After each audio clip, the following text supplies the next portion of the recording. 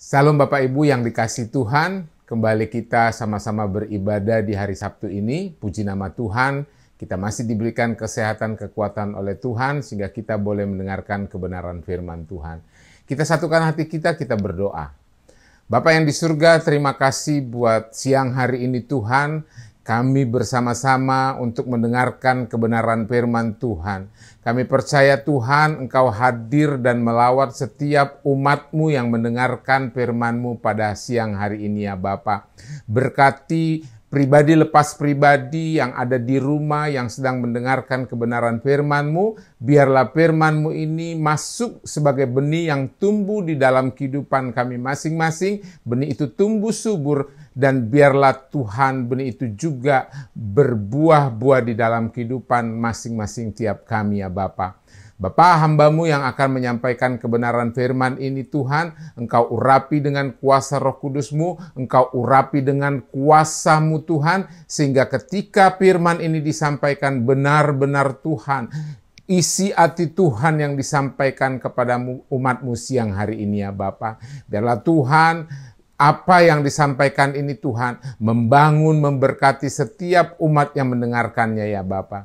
Terima kasih ya Bapa, kami mau sambut firman-Mu. Segala intervensi yang jahat, kuasa jahat, roh jahat yang mengganggu konsentrasi kami untuk menerima kebenaran firman ini, kami ikat, tolak, hancurkan kuasanya dalam nama Yesus. Terima kasih ya Tuhan, kami siap mendengarkan firman-Mu hanya di dalam nama Yesus Kristus, Tuhan dan Juru Selamat kami yang hidup. Haleluya, amin.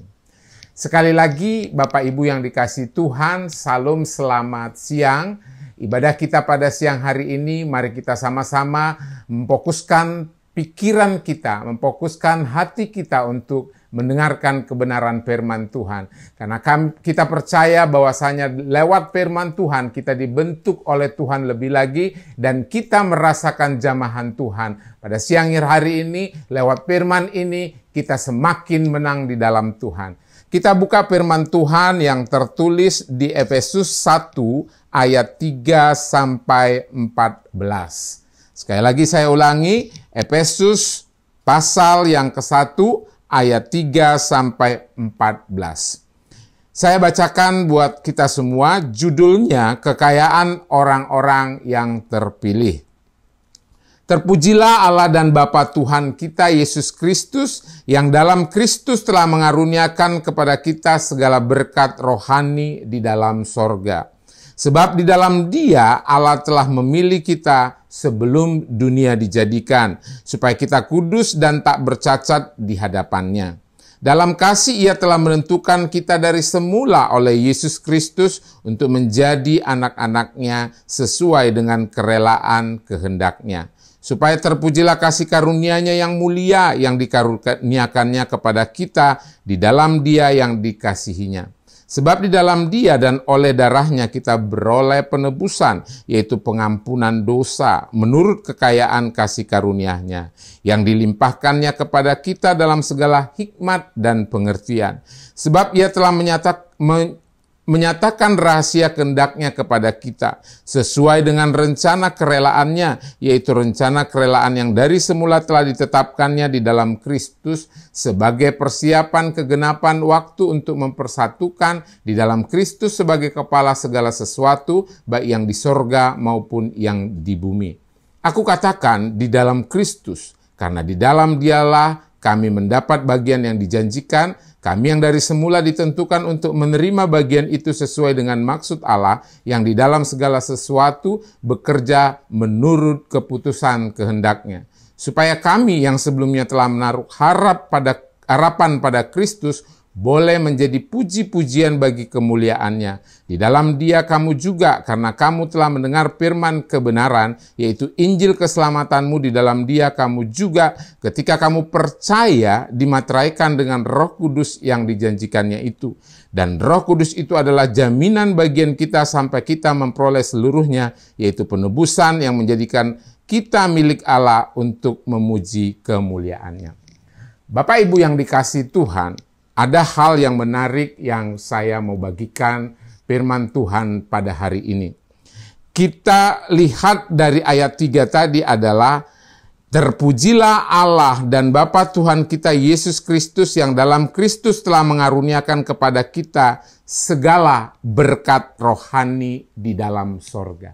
Nah, ini yang menariknya, kita hari ini mau menerima berkat rohani di dalam sorga. Nah, pada dasarnya orang kalau sudah bicara berkat itu banyak pasti bicara berkat secara jasmani. Kalau aku memiliki rumah, kalau aku memiliki mobil, uang di deposito, atau apapun itu yang berbau kepada kematerialan, itu yang banyak orang katakan berkat. Padahal sesungguhnya berkat yang Tuhan janjikan kita baca di firman Tuhan Efesus ini adalah berkat rohani. Salah nggak kita menerima berkat yang secara jasmani? Oh, tidak salah. Karena berkat jasmani itu kita terima untuk kehidupan kita di dunia ini. Tetapi bukan itu satu-satunya tujuan kita. Bukan itu yang harus kita tuju. Karena kalau hanya berkat jasmani yang daripada Tuhan yang kita minta selalu dalam hidup kita bersama Tuhan, pasti kalau itu tidak dapat di dalam hidup kita, kita bisa kecewa. Padahal berkat yang sudah dijanjikan Tuhan adalah bagi kita berkat rohani. Nah, ini yang harus kita tahu, bahwasanya berkat yang paling indah itu adalah berkat rohani. Karena kalau berkat di dalam jasmani kita ini sementara. Terkadang kalau kita mendapatkan sesuatu secara jasmani, ada yang kita impi-impikan dan kita dapatkan, kita senang saat itu. Tetapi habis itu, apakah kita senang terus? Belum tentu. Atau bahkan kita hanya sementara saja senangnya, ketika udah dapat ya udah biasa lagi seperti biasa.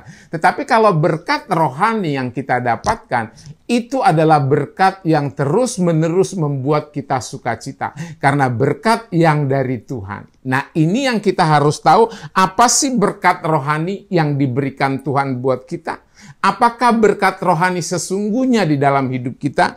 Terpujilah ayat 3, Allah dan Bapa Tuhan kita Yesus Kristus yang dalam Kristus telah mengaruniakan kepada kita segala berkat rohani di dalam sorga. Ini awalnya berkat rohani di dalam sorga. Sebab di dalam Dia Allah telah memilih kita sebelum dunia dijadikan.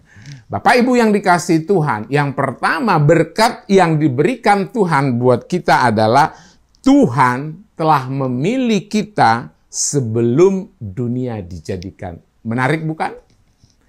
Tuhan udah memilih kita sebelum dunia dijadikan.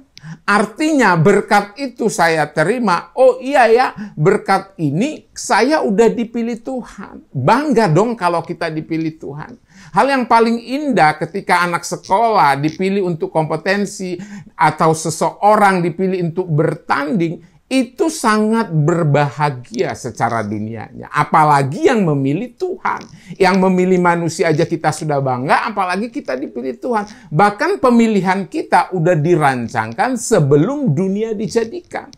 Kadang-kadang nggak kepikir ya, iya, kenapa saya harus ngotot berkat jasmani saja, berkat dunia ini. Padahal Tuhan memilih saya untuk mendapatkan berkat rohani. Saya mengenal Yesus di dalam hidup saya. Itu berkat rohani yang kita terima. Jadi Tuhan udah memilih kita sebelum dunia dijadikan. Nah, untuk apa Tuhan memilih kita? Untuk apa Dia memilih kita? Apakah untuk dipilih? Ya udah dipilih saja. Tentu ada tujuannya orang dipilih. Kalau kita seseorang mau dipilih ikut kompetensi karena ada sesuatu hal yang didapatkan dari orang tersebut, makanya dia dipilih. Nah, kita pasti ada maksud Tuhan dalam hidup kita. Kenapa kita harus dipilih Tuhan? Nah, yang pertama di sini dikatakan kita dipilih, diambil Tuhan, dipilih untuk supaya kita kudus dan tak bercacat di hadapannya. Luar biasa bukan Bapak Ibu? Kita kudus dan tak bercacat di hadapan Tuhan. Nah, kalau artinya kudus, ketika kita sudah dipilih, saya dipilih oleh Tuhan, kita terus akan hidup dibawa di dalam kekudusan Tuhan. Karena dikatakan tidak seorang pun bisa melihat Tuhan kalau hidupnya tidak kudus.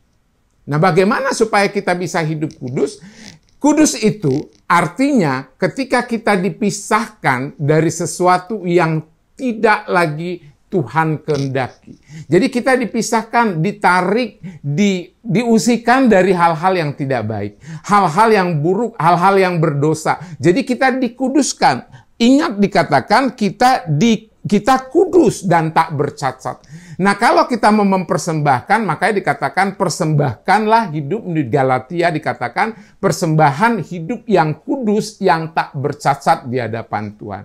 Kita harus mempersembahkan karena kita sudah dipilih Tuhan, kita persembahkan hidup kita kudus dan tak bercacat.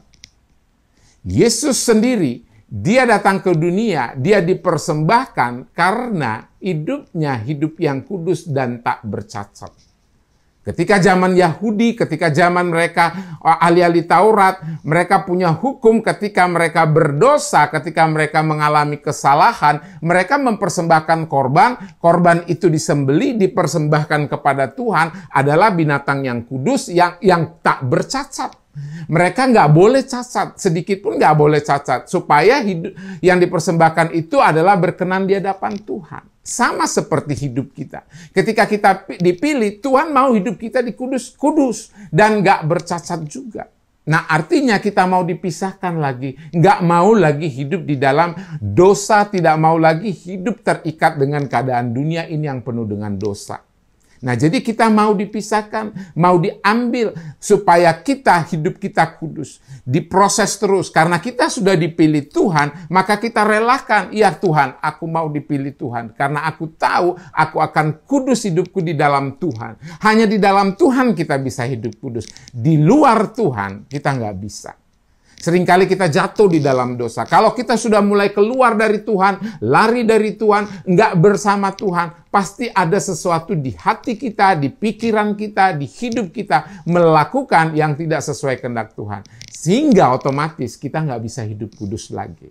Apalagi kalau sudah namanya tidak kudus, kadang-kadang timbul kecacatan, cacat di hati kita. Kita kadang-kadang nggak suka sama orang, udah cacat di hati kita. Kita benci sama orang, udah cacat hidup kita. Nah, artinya tulus hidup kita itu benar-benar kudus. Segala sesuatu kita lakukan dengan kemurnian hati. Nah, itulah ketulusan, kemurnian, itu yang kita kerjakan. Tetapi kalau kita udah mulai keluar dari Tuhan, maka hidup kita tidak lagi menjadi kudus. Kita sudah mulai melakukan yang di luar Tuhan. Nah, jadi Tuhan mau kita hidup kudus. Hidup kudus juga hidup yang mau dilepaskan dari segala keterikatan dosa. Hidup kudus juga kita mau relakan segala sesuatu yang kedagingan kita di dalam hidup kita. Sehingga kita itu terpisah betul. Makanya kalau kita itu datang serahkan ke dalam Tuhan, apa yang di pikiran kita yang tidak baik, apa yang ada kita lakukan yang tidak baik, kita lepaskan. Kalau kita sudah lepaskan, artinya kita mau meninggalkan semuanya, kita lepaskan, kita relakan, sehingga hidup kita pun kudus. Nah, ini poinnya. Berkat Tuhan itu, kita sudah dipilih sejak sebelum dunia dijadikan. Apa berkat yang kurang?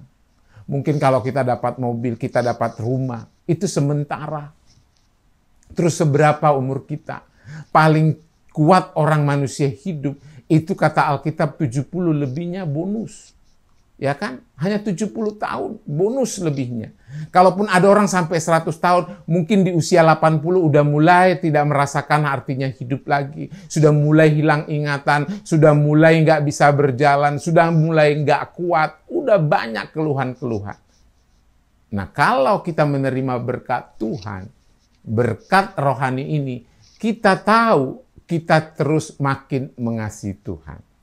Nah, yang kedua adalah apa yang kita terima berkat yang kedua. Kita baca selanjutnya. Sebab di ayat 4 tadi, sebab di dalam Dia Allah telah memilih kita sebelum dunia dijadikan, supaya kita kudus dan tak bercacat di hadapannya. Dalam kasih Ia telah menentukan kita dari semula oleh Yesus Kristus untuk menjadi anak-anak-Nya sesuai dengan kerelaan kehendak-Nya. Bapak Ibu yang dikasihi Tuhan, dalam kasih Ia telah menentukan kita dari semula. Dalam kasih Tuhan. Kita sudah ditentukan, makanya kita berkat itu nggak ada tandingannya, itu berkat pemilihan Tuhan. Kalau Anda yang di rumah, Anda yang mendengarkan firman ini, ketika Anda sudah mengenal Yesus, betapa Anda menerima berkat yang gak ada berkat apapun dibanding dunia ini. Itulah berkat yang terindah. Sekalipun hanya saya bisa di dunia ini bisa makan, bisa cukup pakai, itu aja saya bersyukur karena berkat yang luar biasa itu adalah berkat rohani. Tuhan sudah pilih hidup saya. Ketika saya sudah mengenal Yesus, itulah yang membuat saya semakin hari, semakin katakan, aku semakin kudus, semakin hidup bersama Tuhan. Itulah asiknya bersama Tuhan. Dalam kasih yang menentukan dari semula oleh Yesus Kristus untuk menjadi anaknya. Kita bayangkan ketika kita sudah dipilih di dalam kasihnya Dia, kerelaannya Dia. Kasihnya Tuhan kita dipilih. Bukan karena kekuatan kita. Bukan kita yang memilih Tuhan. Tetapi Tuhan yang memilih kita. Bukan kita yang memilih datang. Aku memilih Tuhan deh untuk datang kepada Tuhan. Tidak. Ketika Anda mengenal Yesus, Anda dikasih Yesus. Yesus yang memilih Anda. Bukan Anda yang memilih Yesus. Makanya orang terkadang mengatakan yang belum kenal Yesus, terima Yesus, dia katakan, iya ya, kenapa aku jadinya lama-lama menjadi suka, lama-lama menjadi tertarik. Karena Tuhan yang datang kepada Anda. Karena Tuhan yang memilih Anda, bukan Anda yang memilih Tuhan. Kalau kita mau memilih, waduh banyak pertimbangan. Banyak di kepala kita ini beban-beban yang membuat kita itu nggak bisa memilih Yesus sebagai Tuhan. Tetapi karena Dia mengasihi kita, Dia yang memilih kita. Itu pun kerelaan Dia. Nggak semua berarti orang dapat pilihan itu. Nggak semua orang dapat kerelaan Tuhan. Karena ini amazing grace, kasih karunia yang luar biasa. Nah, ini yang harus kita renungkan di dalam hidup kita. Berkat jasmani itu sementara, tapi berkat rohani, berkat yang luar biasa. Ayat 5, dalam kasih Ia telah menentukan kita dari semula oleh Yesus Kristus untuk menjadi anaknya sesuai dengan kerelaan kehendak-Nya, supaya terpujilah kasih karunia-Nya yang mulia yang dikaruniakannya kepada kita di dalam Dia yang dikasihinya. Terpujilah kasih karunia-Nya yang mulia yang dikaruniakannya kepada kita.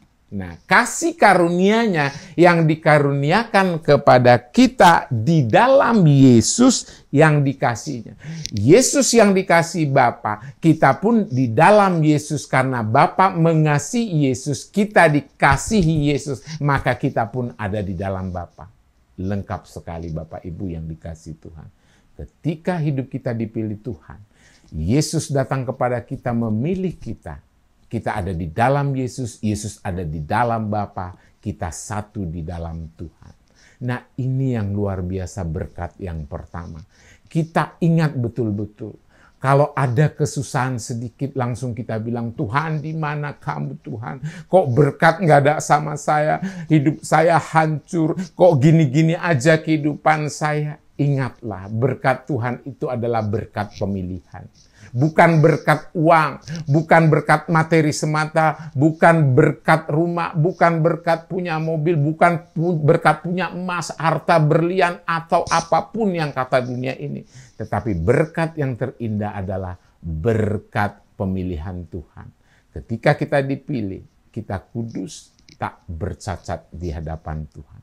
Kita relakan. Kita relakan hidup kita dipilih Tuhan.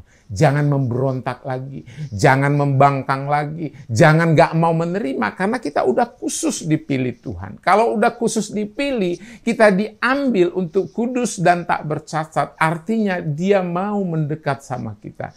Tinggalkan semuanya. Bukan berarti kita tinggalkan harta kita, tinggalkan dunia ini semata. Bukan. Maksudnya tinggalkan segala dosa.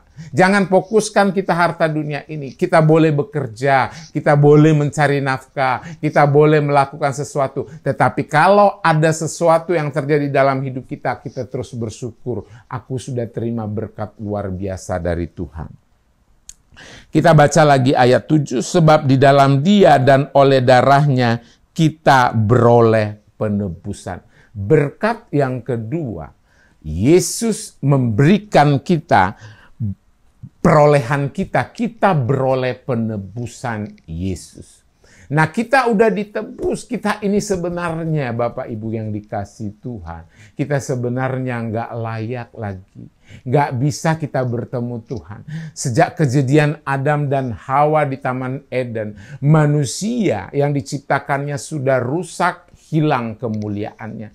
Ketika manusia rusak, hilang kemuliaannya, nggak berdaya, nggak bisa berbuat apa-apa. Sehingga ketika manusia nggak kudus lagi, udah cacat di hadapan Tuhan, manusia terpisah dari Tuhan. Sudah makin terpisah, ada jarak, sehingga manusia nggak layak lagi ada di dalam kekudusan itu, yaitu Firdaus tadi, tempat kediaman Allah. Sehingga manusia itu terbuang, jatuh ke dalam dunia ini. Nah, itulah keterpisahan.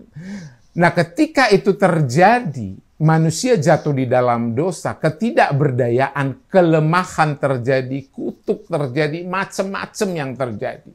Ada sesuatu yang membuat manusia itu nggak lagi dekat kepada Tuhan, karena sudah hilang kemuliaannya. Namun, Tuhan masih mengasihi manusia. Bapa mengirimkan anaknya ke dalam dunia. Barang siapa yang mau percaya, walaupun banyak orang nggak percaya, tapi Tuhan janjikan ketika kamu mau percaya kepada yang kukirim ini, kamu masih ada keselamatan yang kujanjikan. Artinya ketika manusia diberikan anaknya, mau percaya kepada anaknya, ada berkat yang kita terima kembali. Supaya kita menjadi kudus kembali, menjadi sama seperti Dia kembali, segambar serupa dengan Allah kembali, ada kemuliaan kembali di dalam kehidupan kita, dan kita bisa melihat Tuhan kembali. Nah, ini kuncinya. Kita ditebus lewat Yesus. Tanpa Yesus, tanpa penebusan, seharusnya kita sudah terjual, sudah binasa. Kita masih bisa diangkat, ditebus oleh penebusan darah. Dikatakan tadi, saya katakan di awal bahwasanya ketika orang berbuat dosa harus ada yang korban.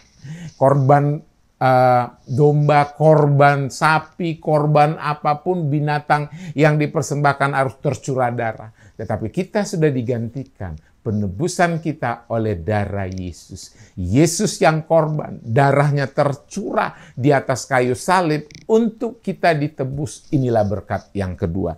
Penebusan, yaitu pengampunan dosa. Ada pengampunan.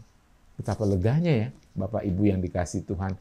Ketika kita datang kepada Yesus, kita ditebus, ada berkatnya, kita dapat pengampunan. Yang harusnya kita nggak mungkin lagi. Udah nggak mungkin lagi, udah terpisah jauh dari Allah. Tetapi kita dengan Yesus mempersatukan kita, membuat kita lebih dekat lagi, membuat kita menjadi semakin dekat kepada Bapa, supaya kita hidup kudus di dalam Tuhan dan tak bercacat. Nah, berkat yang kedua tadi adalah beroleh penebusan. Berkat penebusan dan pengampunan dosa. Nah, menurut kekayaan kasih karunia-Nya. Dan jadi kita nggak usah takut. Kalau udah terima Yesus dalam hidup kita, nggak ada lagi rasa ketakutan itu. Artinya, iya, aku udah beroleh pengampunan. Artinya, aku datang kepada Tuhan dengan segenap hatiku karena udah pengampunan. Bayangkan Bapak Ibu, kita bayangkan ya, ketika saya buat salah kepada seseorang, saya datang kepada seseorang itu, orang itu mengampuni saya, bahagia enggak? Pasti bahagia. Kalau kita sudah menerima maaf daripada orang itu karena kesalahan kita, oh betapa bahagianya. Nah, ini yang mengampuni kita Allah, yang mengampuni kita itu Bapa, diampuni semua dosa-dosa kita, supaya kita beroleh keselamatan itu. Yang dilimpahkannya kepada kita dalam segala hikmat dan pengertian. Lalu gimana kalau orang nggak dipilih? Lalu siapa kalau yang nggak dipilih nggak dapat keselamatan dong? Bagaimana cara pemilihan Allah? Kok itu dipilih? Kita nggak pernah tahu apakah itu nggak dipilih. Belum tentu. Siapa yang dipilihnya dan bagaimana proses pemilihannya? Tuhan melimpahkannya di ayat 8 dalam segala hikmat. Dia memilihnya, hikmatnya Tuhan dan pengertiannya Tuhan.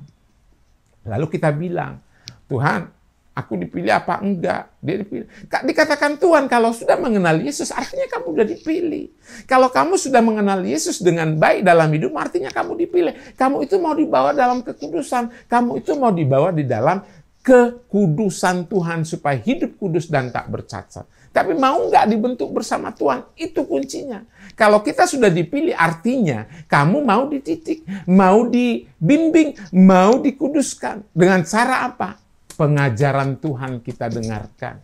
Bimbingan Tuhan kita dengarkan. Tetapi seringkali kita lari lagi. Dididik lagi, lari lagi. Dididik lagi, lari lagi. Itu yang terjadi dalam hidup kita. Ada yang bandel banget, ada yang sedikit bandel, ada yang pintar, ada yang bodoh. Itulah proses pendidikan. Di dalam satu kelompok, ya, kalau ada sekolah, di dalam sekolah itu tentu ada siswa yang pintar, ada siswa yang bodoh, ada siswa yang malas, ada siswa yang bandel, diajari juga nggak mau ngerti-ngerti, diajari nggak mau lakukan, nggak mau kerjakan. Itulah prosesnya. Tetapi itu sudah bagian yang dipilih. Bagaimana nanti ini prosesnya?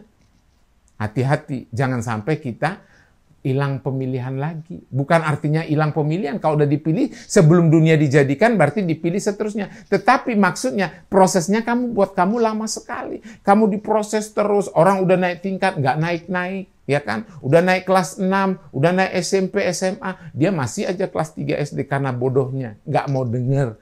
Karena bandelnya. Sehingga nilai-nilainya semuanya jelek. Nah ini prosesnya jadi lama naik tingkatnya, nggak bisa dipakai. Padahal kita mau Tuhan pilih itu ada maksud tujuan Tuhan. Ada yang mau Tuhan kerjakan dalam hidup kita. Nah ini nanti pasti orang yang berhasil ini, yang mau mengejar ini semua, pasti akan menerima lebih daripada orang yang bermalas-malas tadi. Walaupun semuanya dalam satu pilihan Tuhan.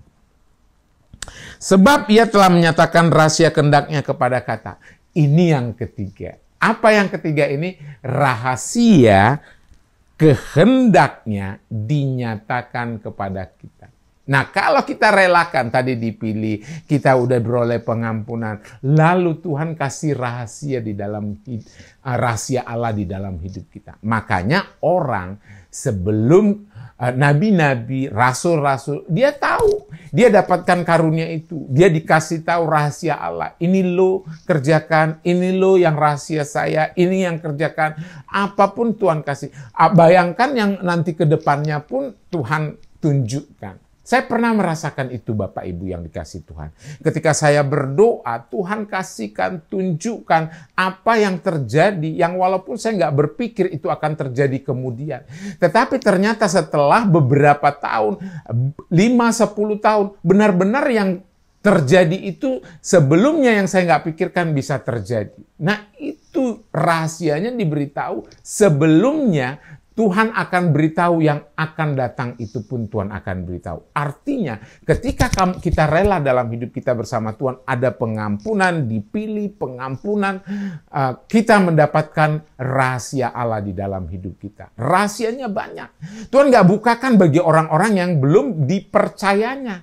Dia mempercayai seseorang, dipilih, dipercaya, ini loh rahasianya, kuncinya. Sama seperti orang yang mau melatih tadi, dia dipilih, lalu dibentuk, dididik, lalu ketika dididik dikasih tahu niat triknya untuk menang itu begini, untuk tanding itu begini, nah artinya orang itu mau tertib, mau berlatih, mau menurut, mau ikut saja dan patuh, rajin, ulet, itu semua lengkap harus kita punyai supaya kita mendapatkan yang bagian yang nomor 1 tadi, mendapatkan bagian dari Tuhan, proses pemilihan kita cepat dan kita mendapatkan buah-buah yang lebih.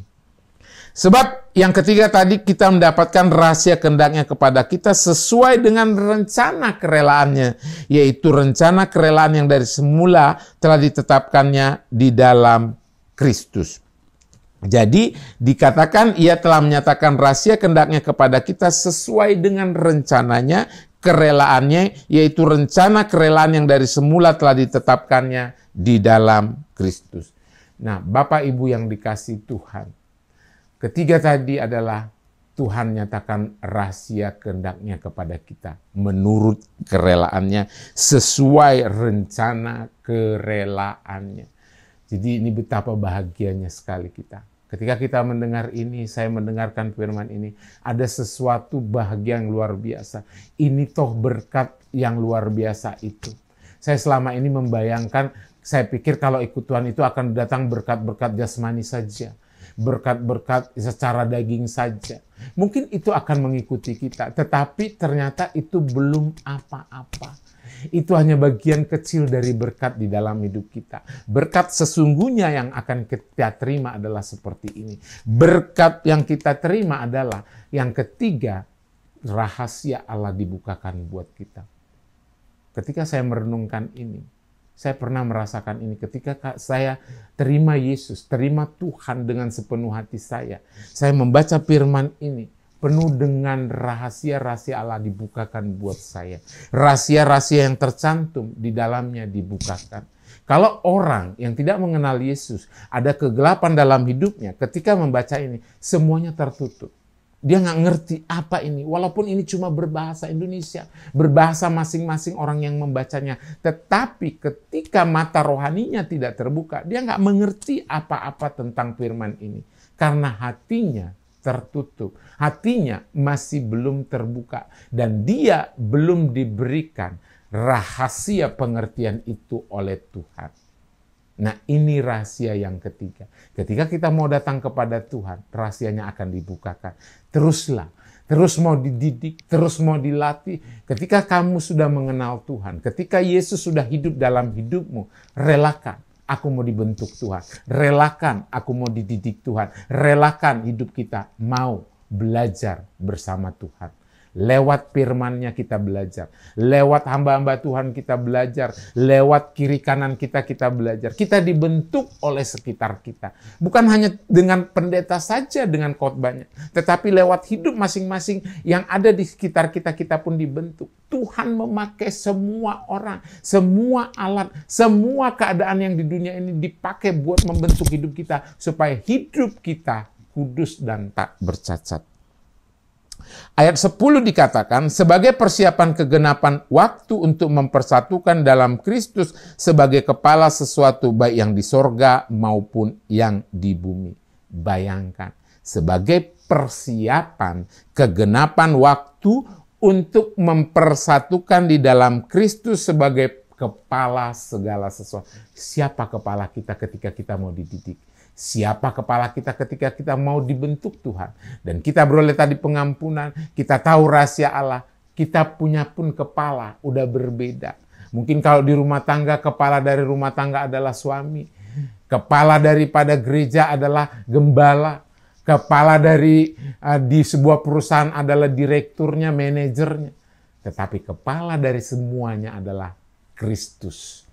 Kita udah dipersatukan, inilah kepala kita. Tuntunan kita cuma Kristus. Di luar Kristus, kamu tidak mendapat apa-apa. Hanya di dalam Kristus Yesus kita mendapatkan. Jadi kita mau dibimbing, digembalakan oleh Yesus, digembalakan oleh Kristus. Karena dialah kepala segalanya. Dialah kepala segala sesuatu, bayangkan. Kepala segala sesuatu. Apa dikatakan lagi tambahnya? Baik yang di sorga maupun yang di bumi. Jadi kepala kita di bumi maupun di sorga nanti ya Kristus. Nggak ada yang lain. Kalaupun dipakai gembala-gembala, hamba-hamba Tuhan, kakak, adik, mama, papa, siapapun dipakai. Ya kita terima itu pengajaran yang Tuhan buat hidup kita, membentuk kita yang tadinya keras dengan adanya benturan dari kiri kanan buat kita menjadi dibentuk. Yang namanya tanah kalau masih keras kan nggak bisa dibentuk. Kalau udah lembek enak membentuknya. Tuhan mau membentuk kita mau jadi apa ya udah relakan. Artinya kita melembutkan hati. Orang yang keras hati ya nggak bisa dibentuk. Tetapi orang yang lembut hatinya bisa dibentuk. Kalau gampang dibentuk ya tanah aja kalau lunak. Kalau tanahnya gembur gampang benihnya masuk. Hatinya lunak, hatinya lembut mau bisa gampang benih firman masuk. Tapi kalau udah mengeraskan enggak. Pokoknya nolak ya. Mungkin dari kita pun yang hadir mendengarkan firman ini. Bisa saja, enggak lah, firmannya begitu lagi, firmannya begitu lagi. Mungkin itu yang terlintas di kepala kita. Atau, firmannya kayaknya sepertinya membuat saya enggak baiklah buat saya katanya. Nah jadi dia memilah-milah yang enak buat dia. Padahal firman itu sebenarnya membentuk hidup kita suka atau tidak suka. Itu terus membentuk hidup kita. Bukan yang enaknya yang mau kita dengar. Kata firman Tuhan, jangan kamu mendengarkan apa yang enak buat telingamu, tetapi bagaimana firman itu membentuk hidup kita masing-masing. Nah, jadi ingat lagi, kepala segala sesuatu adalah Tuhan Yesus sendiri. Aku katakan, ditegaskan lagi, di dalam Kristus, karena di dalam Dialah kami mendapat bagian yang dijanjikan. Kami yang dari semula ditentukan untuk menerima bagian itu sesuai dengan maksud Allah yang di dalam sesuatu bekerja untuk menurut keputusan kehendak-Nya. Dialah, sekali lagi, di dalam Dialah kami mendapat bagian yang dijanjikan. Nah, jadi di dalam Yesus kita menerima janjinya. Janjinya apa? Masih ingat Yohanes 3:16? Akulah jalan kebenaran dan hidup. Barang siapa yang percaya kepadaku tidak binasa, melainkan beroleh hidup yang kekal. Ini sering sekali semua orang Kristen, semua orang yang percaya Yesus pasti udah hafal dengan ayat ini. Akulah jalan kebenaran dan hidup, barang siapa yang percaya kepadaku tidak binasa, melainkan beroleh hidup yang kekal. Nah, hanya di dalam Dia, bagian yang kita terima itu, janji itu luar biasa.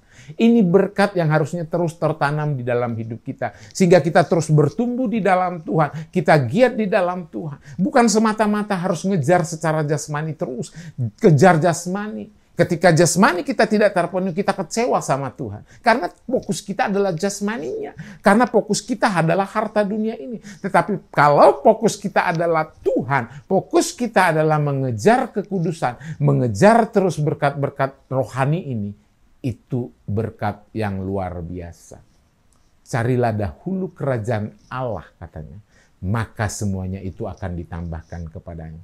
Jadi yang paling dahulu kita kejar adalah kerajaan Allah, berkat rohani itu, maka semua apapun akan ditambahkan. Jadi berkat jasmani ini tambahannya doang, ya kan? Hanya tambahannya tok, bukan yang utama. Yang utama itu berkat rohaninya, pemilihan Tuhan, pengampunan Tuhan, mendapat rahasianya Tuhan, dan yang terakhir kita lihat, supaya kami yang sebelumnya telah menaruh harap pada Kristus boleh menjadi puji-pujian bagi kemuliaan-Nya. Di dalam Dia kamu juga, karena kamu telah mendengar firman kebenaran, yaitu Injil keselamatanmu, di dalam Dia kamu juga ketika kamu percaya dimateraikan dengan Roh Kudus yang dijanjikannya itu. Yang keempat, kita menerima materai Roh Kudus. Luar biasa, 4. Yang keempat ini kita udah distempel, udah dicap dengan Roh Kudus. Terima Roh Kudus. Kita udah termaterai jadi anak Allah. Kalau udah legal, kalau biasanya orang membuat perjanjian, janjinya itu sah, ada stempelnya.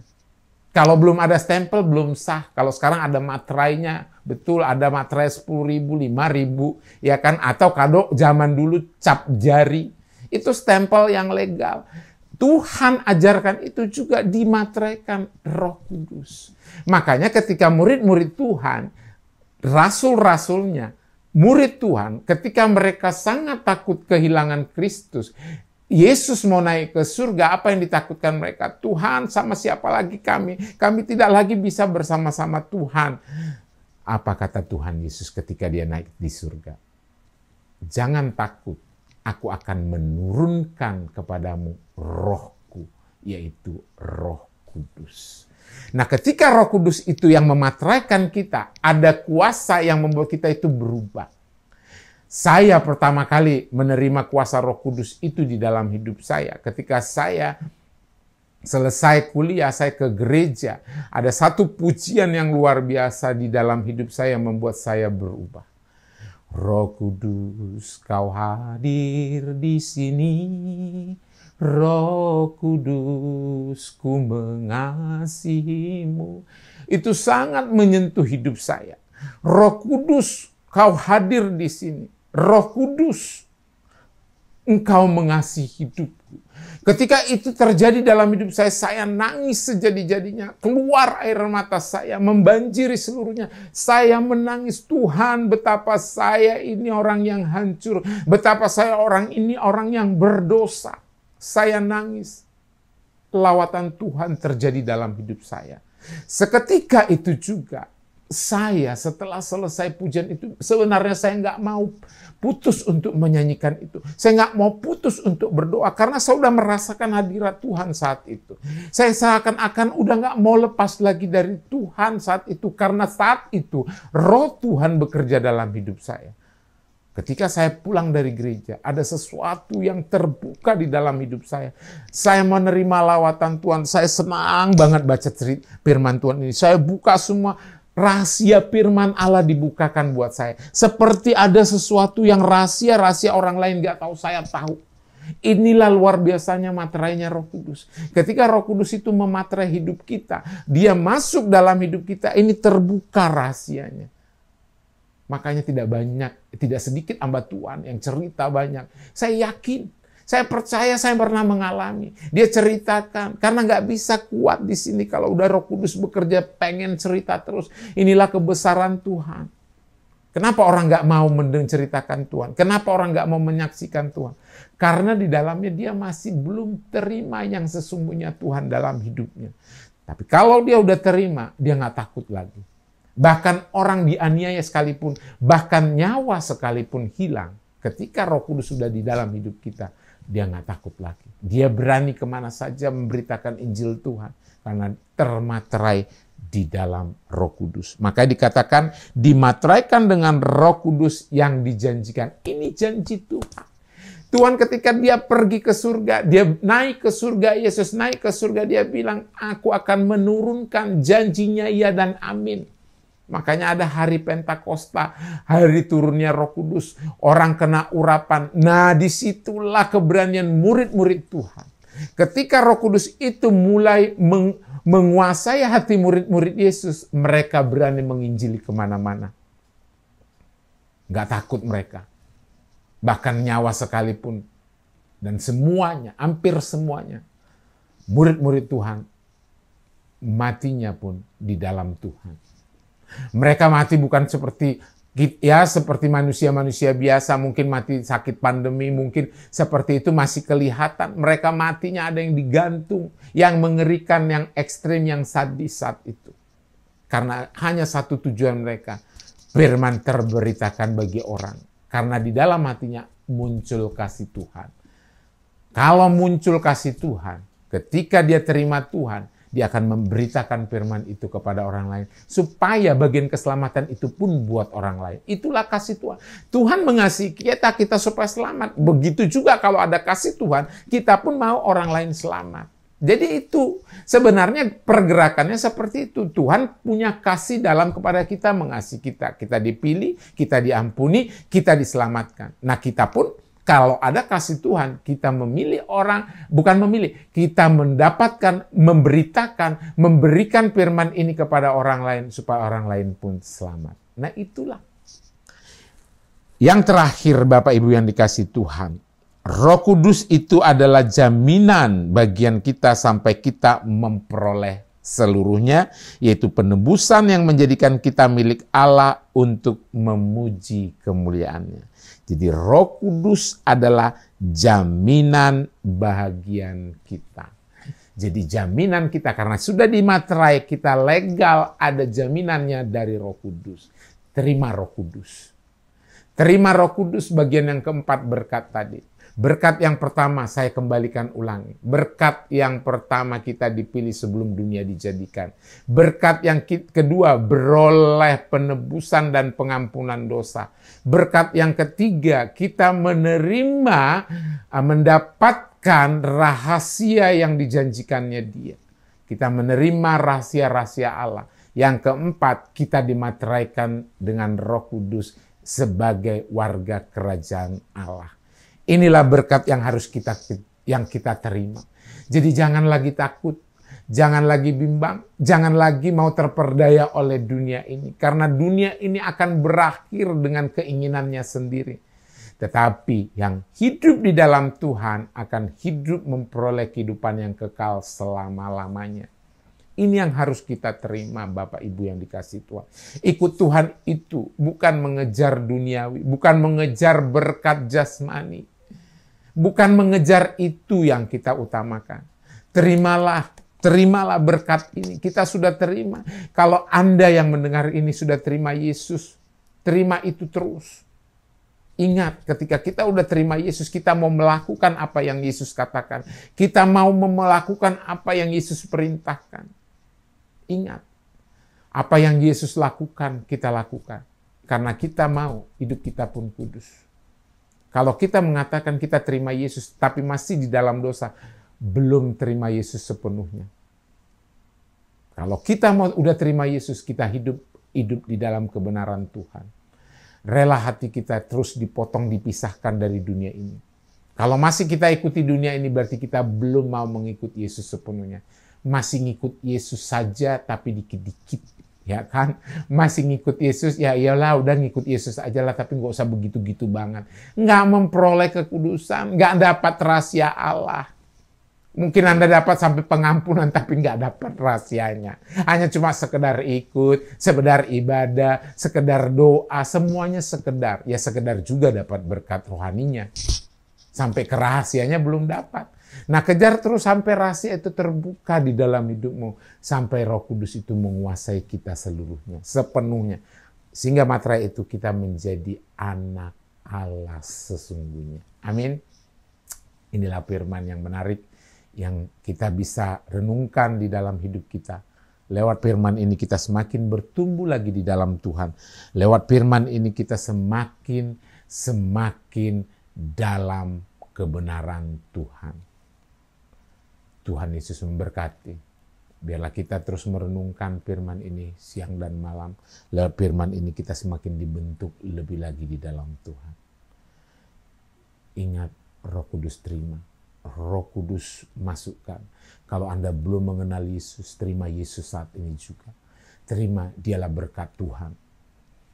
Ketika Anda belum dimateraikan, Roh Kudus belum memenuhi saya, terima Roh Kudus saat ini. Lewat firman ini, minta supaya Tuhan terus membentuk hidupmu. Merelakan hatimu dibentuk oleh Tuhan, dididik oleh Tuhan. Puji nama Tuhan, demikian firman Tuhan. Kita berdoa, kita satukan hati kita berdoa. Mari kita satukan hati kita. Bapa yang di surga, terima kasih buat firman-Mu yang memberkati hidup kami. Kami tahu Tuhan, rencana-Mu indah bagi hidup kami. Ketika kami mengenal Yesus sebagai Tuhan dalam hidup kami, Kau telah memilih kami Tuhan sebelum dunia dijadikan. Kami terima Tuhan pemilihan-Mu. Karena Kau Tuhan begitu mengasihi kami. Biarlah kami mau Tuhan dibentuk, dididik, dibimbing bersama Tuhan. Kami mau Tuhan. Terus hidup kami menerima Tuhan lawatan-Mu. Materaikan terus hidup kami Tuhan. Biar kami menjadi anak-anak-Mu yang Engkau Tuhan. Janjikan keselamatan itu buat hidup kami. Bukan dunia ini yang kami terus geluti, bukan dunia ini yang terus kami pandang di dalam hidup kami. Ketika kami terus memandang dunia ini Tuhan, kami tidak mendapat jawaban berkat dunia ini, kami kecewa ya Tuhan. Tapi kami tahu ternyata lewat firman ini ada berkat yang luar biasa yang Tuhan sudah berikan dalam hidup kami. Tuhan Yesus hadir di dalam hidup kami, berkat yang berkelimpahan. Tuhan Yesus memilih kami, berkat yang berkelimpahan. Tuhan Yesus turunkan Roh Kudus, itu yang berkelimpahan bagi kami. Terima kasih Bapak. Aku berdoa buat orang-orang yang di rumah saat ini yang sedang melihat, mendengarkan firman kebenaran ini. Lawat Tuhan Yesus. Lawat mereka pribadi lepas pribadi. Biar mereka menerima Yesus sebagai Tuhan, sebagai berkat rohani dalam hidup mereka. Sehingga mereka Tuhan mendapat pengampunan, penebusan oleh darah-Mu yang kudus. Dan mereka Tuhan mendapatkan rahasia-rahasia-Mu lewat kebenaran firman-Mu. Dan ketika itu terjadi Tuhan, mereka dimateraikan di dalam bersama-sama Engkau Kristus, karena Engkaulah kepala segala sesuatu. Terima kasih ya Bapa, hamba-Mu selesai berbicara, tetapi firman-Mu terus hidup di dalam anak-anak-Mu yang mendengarkan firman kebenaran pada siang hari ini. Aku percaya Tuhan, yang belum mengenal Engkau, belum percaya kepada Yesus sebagai Tuhan, saat siang hari ini menjadi percaya menerima Tuhan, menerima lawatan Tuhan. Terima kasih ya Bapa. Inilah doaku, kuserahkan semua ke dalam tangan-Mu. Hanya di dalam nama Tuhan Yesus Kristus. Terima kasih ya Bapa. Berkati anak-anak-Mu Tuhan juga.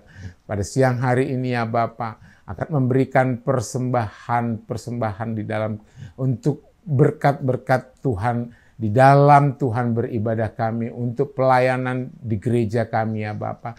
Berkati tangan-tangan yang memberikan ya Bapa. Berkati apapun yang sudah diberikan, apapun persembahan-persembahan yang diberikan anak-Mu Tuhan, Engkau memberkati semua. Berkati apapun yang mereka kerjakan, berkati usaha, berkati pekerjaan mereka ya Bapa. Terima kasih ya Tuhan.